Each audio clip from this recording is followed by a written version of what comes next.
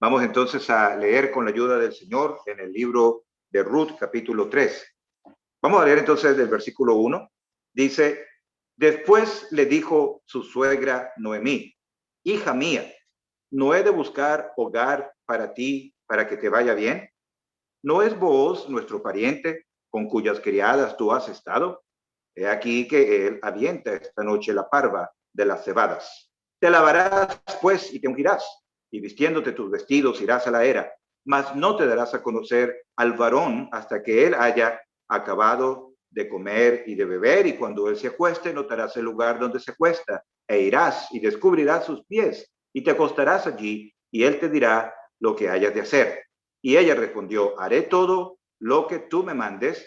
Descendió pues a la era e hizo todo lo que su suegra le había mandado. Versículo 9, cuando Booz se da cuenta que Ruth está allí.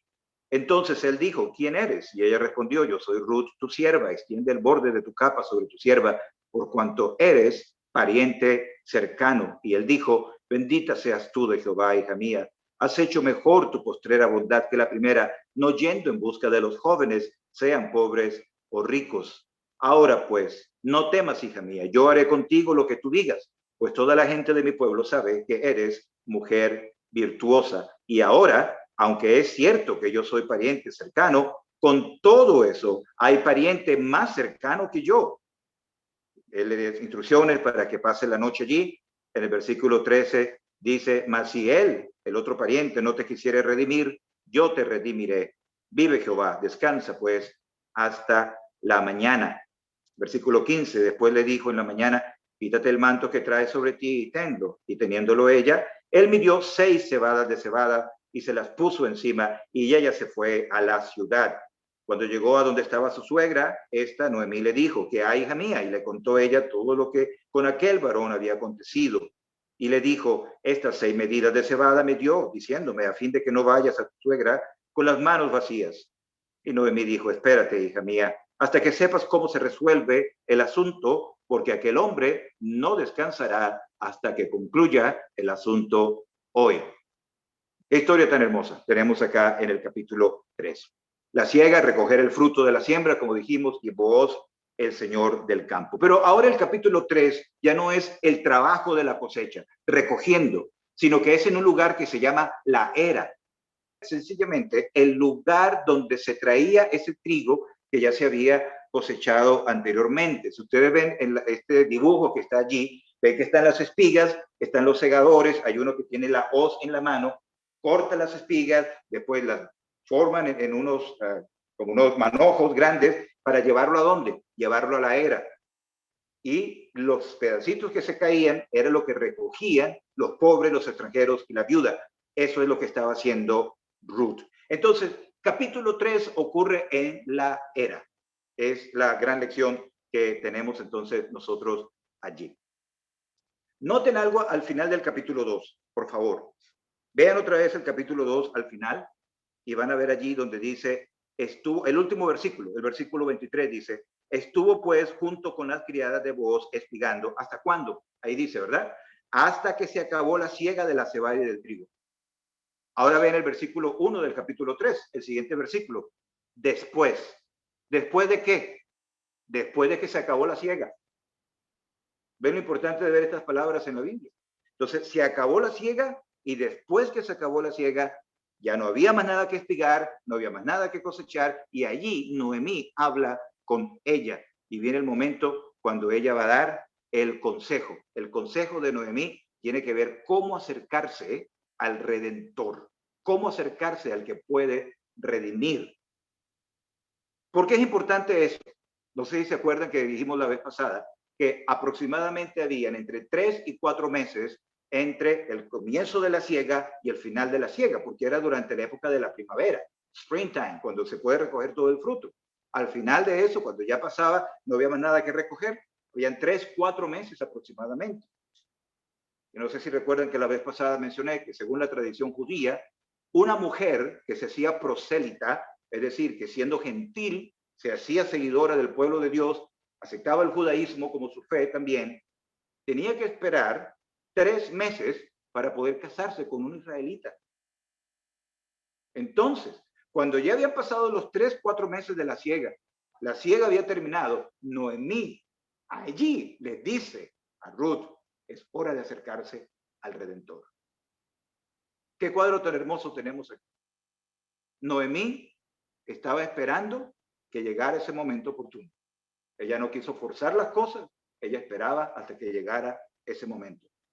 Noemí finalmente está diciéndole a Ruth, según la ley de nuestra cultura, nuestro país, la ley de Dios que está en el Antiguo Testamento, nuestro pariente cercano puede redimirnos. Recuerden, la palabra redimir es bien importante. Redimir quiere decir pagar un precio para recuperar algo que se había perdido. Pero redención es eso, pagar un precio para recuperar algo que se había perdido. ¿Qué se había perdido? La tierra que pertenecía a Elimelech. Y con la tierra se había perdido la posibilidad de que la familia de Elimelech siguiera teniendo un nombre en la tierra de Israel. ¿Se está entendiendo? ¿Está claro hasta ahora? ¿Ok? Noemí tenía derecho a reclamar casarse con el pariente más cercano. Pero en este capítulo, ella está dejándole ese derecho a Ruth, por una razón muy importante. Se estaba poniendo vieja. Ya los años iban pasando y una de las cosas que necesitaba era producir un heredero. Ruth era más joven. Y además de eso, al haber muerto Elimelech, la tierra pasó a sus hijos. Orfa se fue. Ella nunca salió de Moab, se regresó a su ciudad y a sus ídolos. Ruth estaba allí. Ruth tenía todo el derecho de casarse con el pariente más cercano y convertirse, por lo tanto, así en la esposa de este hombre y poder nacer alguien para que siguiera llevando así la tierra que se había perdido anteriormente. Una pausa aquí un momento. Ustedes saben que muchas veces llamamos a Cristo el Redentor. ¿Por qué Cristo es nuestro Redentor?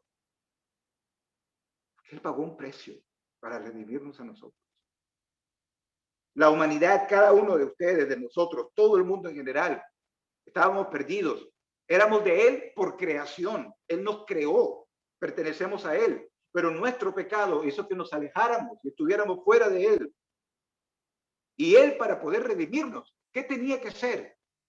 Un pariente cercano. Cristo, siendo Dios, se hizo hombre para llegar a ser un pariente cercano. No había ninguna afinidad. Él es santo Dios. Nosotros somos seres humanos pecadores. Para poder ser redentor, debía ser un pariente cercano. Y por eso Cristo se hizo hombre. Él no desde el cielo nos dijo, bueno, yo lo salvo desde acá. Él tenía que llegar a ser hombre. Y tenía que pagar un precio. Y el precio tenía que ser de acuerdo a lo que se iba a recuperar. El precio que tenía que pagar Cristo tenía que ser suficiente para redimir todo aquel que creyera en Él, en el mundo. ¿Y cuál fue ese precio? Su sangre. Su sangre. Cuando decimos, Cristo nos redimió de nuestros pecados, estamos hablando de la sangre que Él derramó en la cruz. El Dios que se hizo hombre para poder tener cuerpo y tener sangre que presentar en la cruz para morir por nuestros pecados.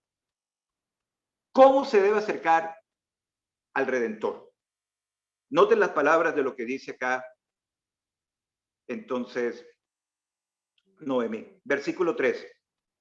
Número 1, te lavarás. Número 2, te ungirás. Número 3, te vestirás en tus vestidos. Y número 4 dice, irás a la era. Estas 4 cosas son muy importantes para acercarse al Redentor. Para acercarte a vos, lo primero que tienes que hacer es, tienes que lavarte. De otra manera no puedes acercarte a Él. ¿De qué nos habla lavarse espiritualmente? ¿Cómo nos acercamos a Cristo como nuestro Redentor? Veramente, en nuestros pecados, en nuestra inmundicia, no podemos acercarnos a Él.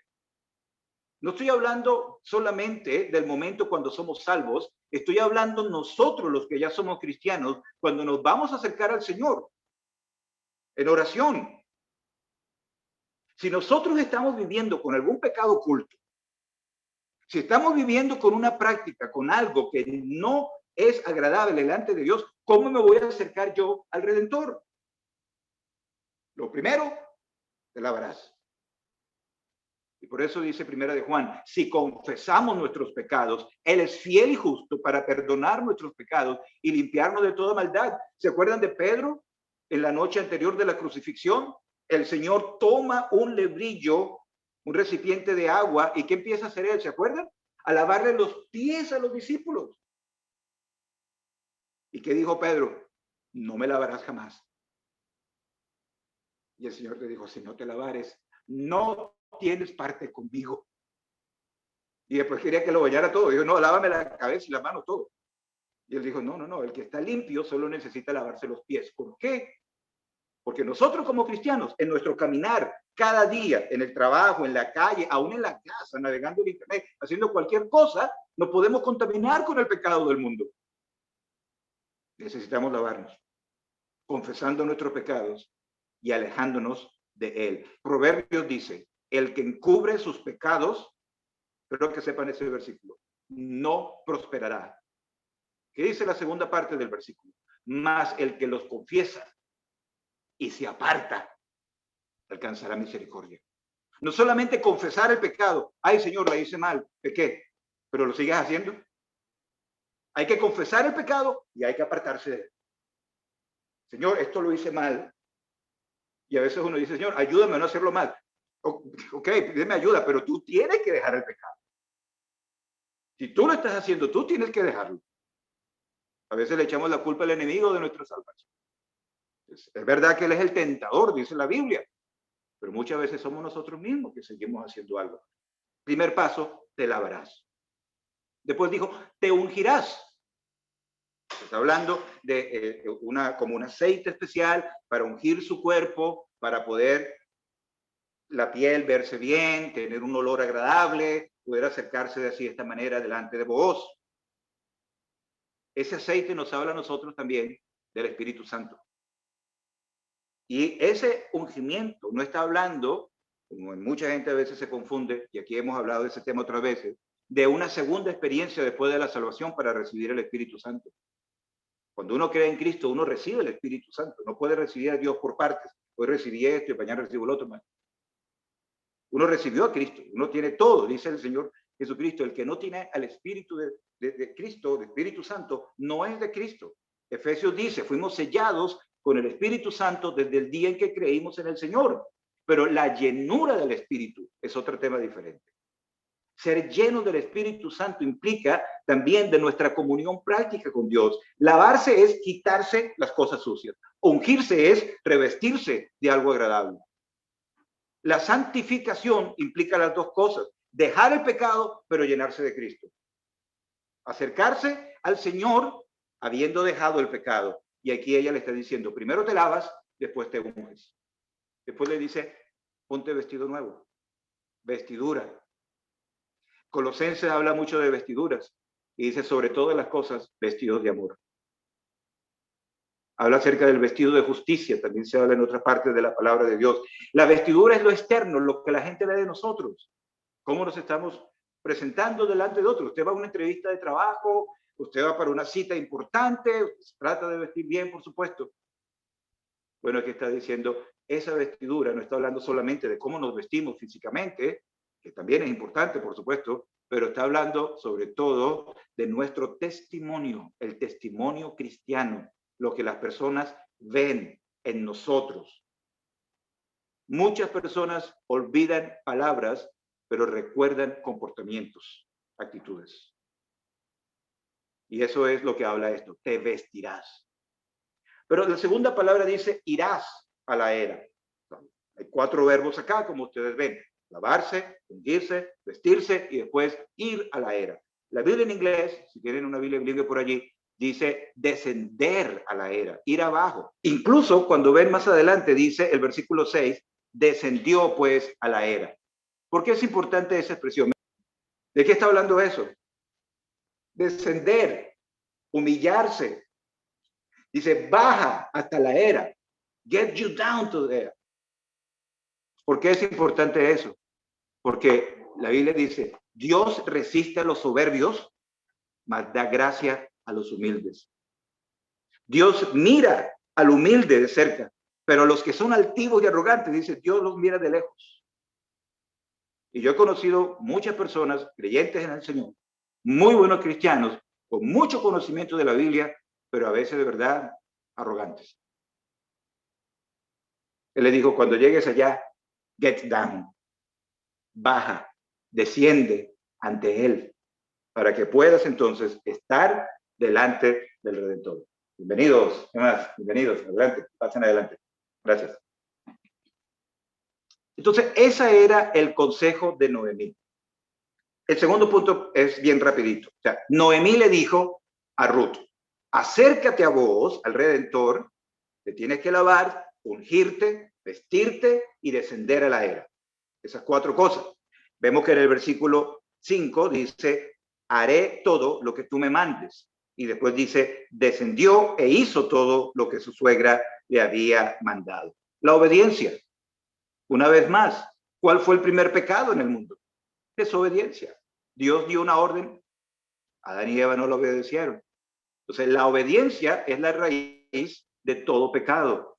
Aquí Ruth está recibiendo el consejo de Noemí, su suegra, mujer mayor, con más experiencia, le está diciendo, mira, cuando vayas a ver a vos, haz esto, esto y esto y esto. Hay un caso en la Biblia de cuando el rey Salomón murió, tenía un hijo que se llamaba Roboam, que llegó a ser el rey. No sé si se acuerdan de esa historia. Cuando él comienza a ser rey, él le pregunta a sus consejeros, los que eran consejeros de su papá, hombres mayores, con más experiencia, le pregunta, ¿cómo voy a gobernar al pueblo? Y ellos le dicen, mira, vas a hacer esto así, así, así, así. Después él no le gustó el consejo y fue y le preguntó a los muchachos de su edad que se habían criado con él. Le dijo, no, no, no, mira, lo que te dijeron eso, perdón la palabra, eso viejo, eso ya no, no hagan eso ya es muy anticuado, no, no, no. Algo así, así, así, así es. Cambió las cosas. Y él siguió el consejo de los jóvenes. No es que los jóvenes siempre están equivocados, no estoy diciendo eso, sino que despreciando el mandato que los más antiguos habían dado basándose en la palabra de Dios. Y ellos dijeron, no, no, no, no, no sigas eso. Vamos a cambiar las cosas. Y no vas a hacerlo de la manera como está en la palabra de Dios. Vamos a hacerlo así ahora. Ruth no le dijo a Noemí, no es que no le dijo a Noemí, no se dijo a sí misma, no, mi suegra está muy anticuada, eso ya no es así, eso era antes. Vamos a hacerlo diferente. Voy a cambiar las tácticas quizás un poquito y no lo voy a hacer así. No, ella obedeció lo que se le había dicho y no solamente le dijo, lo voy a hacer, sino que lo hizo. Ruth obedeció. Recordemos una cosa, la palabra de Dios es para ser obedecida. Es verdad que pueden haber pasajes difíciles, un poco más, que necesitan un poco más de estudio y todo lo demás, pero como me decía un hermano una vez, hay pasajes que todavía yo no entiendo, pero hay muchos que entiendo y puedo obedecer y seguir.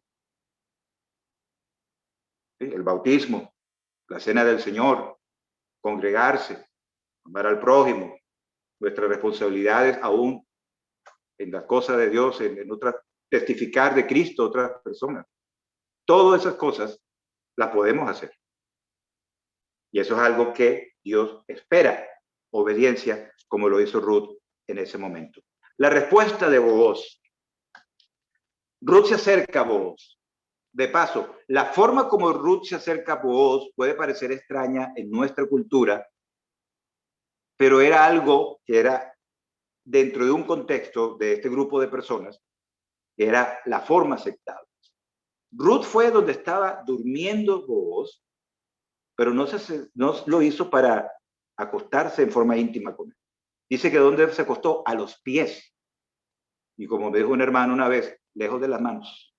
Se acostó allí, esa era la tradición, y le dice las palabras, extiende tu manto sobre mí. Versículo 9 dice, extiende el borde de tu capa, sobre tu sierva. Esta palabra, el borde de tu capa, es la misma palabra en hebreo que se utiliza para la palabra ala. No sé si se acuerdan que en el capítulo 2, Boaz le dijo a Ruth, has venido a refugiarte bajo las alas del Altísimo. Ahora Ruth le está diciendo, extiende tus alas, o sea, como abre tus alas como el águila y cúbreme. Dice, porque tú eres pariente cercano. La palabra pariente cercano aquí en hebreo es porque tú eres redentor. Ruth le estaba pidiendo matrimonio a Booz, de acuerdo a la tradición bíblica. No es que le estaba pidiendo solamente como una muchacha soltera, pidiéndole a un muchacho soltero que se case por primera vez. Una viuda pidiéndole al pariente cercano que sea su redentor para rescatar la heredad de la familia. Vos, le dice a ella, bendita eres tú, porque no fuiste detrás de los más jóvenes, y por eso decíamos la otra vez, vos era un hombre viejo, mucho mayor que ella, aproximadamente de la edad de la suegra, porque era contemporáneo de Elimelech, que había muerto. Y le dice así esta palabra. Pero fíjense algo bien importante, vos le dice, yo puedo redimirte, pero hay otro que es pariente más cercano que yo. Hay que hablar con el primero. Y si él te quiere redimir, que te redima. Mire, uno no tiene que usar mucha imaginación aquí en estas cosas. Pero era obvio que Booz estaba enamorado ya de Ruth, desde el momento que la vio. La forma como le habló en el capítulo 2, todo lo que había pasado. Booz pudo haber dicho, no, bueno, no, venga para acá, vamos de una vez, mañana mismo. Él no dijo eso. ¿Por qué? Porque él sabía que la palabra de Dios decía que tenía que ser el pariente más cercano. Y para Booz, la palabra de Dios estaba por encima de su propio deseo. Pudiéramos decir, él se moría por casarse por Ruth. Podía haber cambiado una cosa, una otra, y decir, no, mira, yo le digo al otro, mira, no, ya pasó, ella ya dijo que te quiere casar conmigo, dejemos eso así, tú no te metas. Dijo, no, vamos a hacer lo correcto. Yo me quiero casar contigo, pero hay que hablar con este señor. Y si este señor dice que se va a casar contigo, aunque el hombre hubiera quedado enguayabado, solo, todo lo que queremos decir, y dijo, no, vamos entonces a hacer lo que sea lo correcto. Si él se quiere casar contigo, muy bien. ¿Por qué? Porque para vos el peso de la palabra de Dios era más importante que sus propios intereses. ¿Es eso lo mismo con nosotros? El peso de lo que dice este libro tiene más importancia de lo que a mí me gusta, de lo que yo quiero hacer.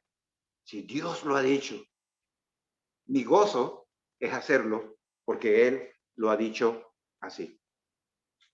Después vino la época de la espera. Ella regresa a su suegra.